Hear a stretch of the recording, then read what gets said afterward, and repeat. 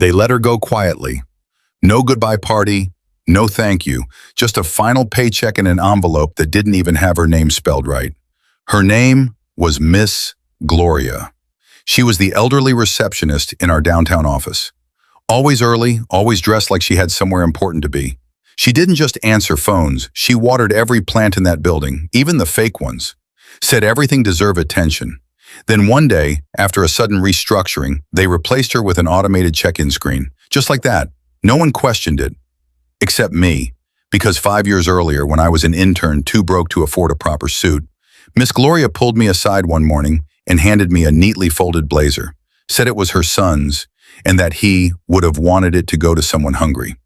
She never brought it up again, and I never forgot. After she was let go, I tried to find her. No luck. She didn't use email, didn't pick up her phone.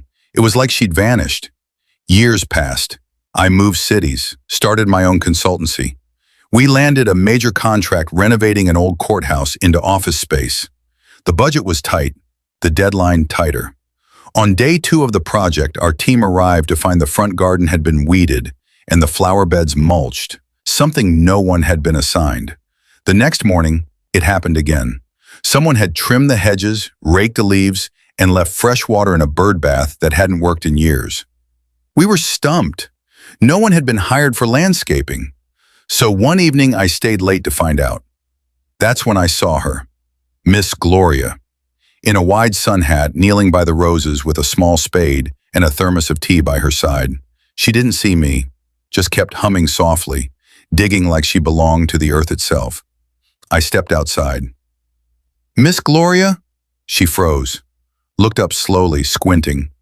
"Oh my, is that you, baby?" I nodded, stunned.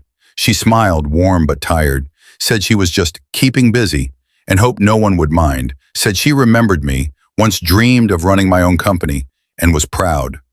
And then I asked, "Why didn't you fight to stay back then? Why just walk away?" Her answer hit me like thunder. Because the young girl who took my job had just aged out of foster care. I trained her quietly before I left.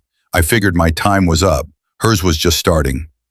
She had trained her replacement, knowing it meant her own exit. Not a word of resentment, not a flicker of bitterness.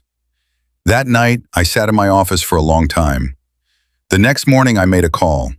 We redrafted our org chart, and Miss Gloria became Chief Culture Officer.